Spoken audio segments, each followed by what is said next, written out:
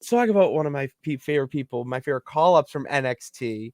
I Grayson am Waller. so in on Grayson Waller. He I is so kind of am. charismatic. Yeah, I'm kind of into it. Oh my god, I've he's never been electric. out on him. I just didn't like, I didn't watch NXT religiously, so I wasn't super into a lot of people other than obviously like Pretty Deadly. So like I would watch their segments or whatever, or their matches, but Grayson was always, I mean, obviously he catches your eye because he's so different. First of all, he's Australian. There's not that Of many course, he's Australians that have huge. ever come through WWE. So that makes him stand out, first of all. And his character is just like flawless. He's always in character too. He's another one of those guys that's never not Grayson Waller. So it was cool. We got a Grayson Waller effect again, but this time Asuka was his guest, and I am obsessed with this entire thing. I think it was so great just because of, I mean, obviously they were talking about Asuka beating Bianca at Night of Champions for the Raw Women's Championship, but their whole dynamic of Waller just like not understanding anything that Asuka I said, but totally get cracking it. up and selling it for her. I loved that. Um, and he mentioned that they were sitting in the ring and there were the two briefcases above them, and that a lot of women were going to be gunning for Asuka's championship, including Bianca.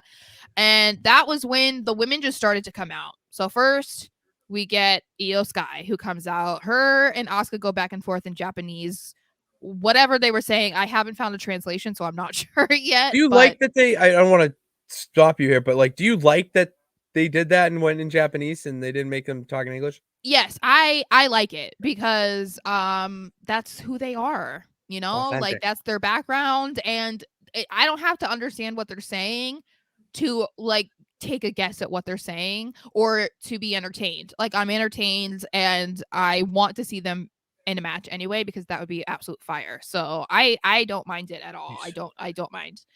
And then after Io, then comes Bailey saying, her or Io are going to win the Money in the Bank briefcase, so they will be cashing in on Asuka. Her or EO. Yeah, her or Io. And Wink, then wink. and then Shotzi comes out and she's I'm a all like, psycho.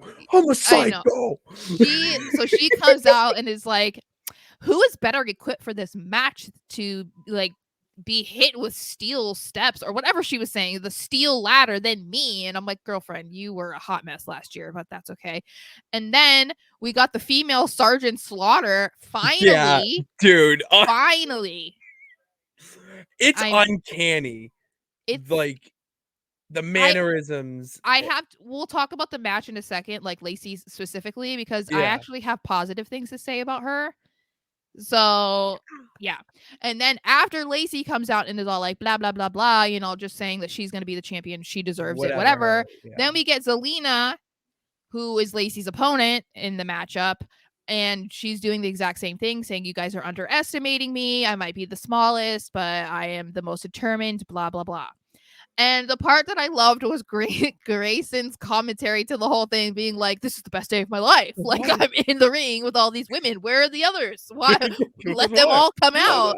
And I was like, this is why he's so great, because like he's not really a part of what is happening right now. Has no reason to be a part of it at all. But it was so good. It was so entertaining.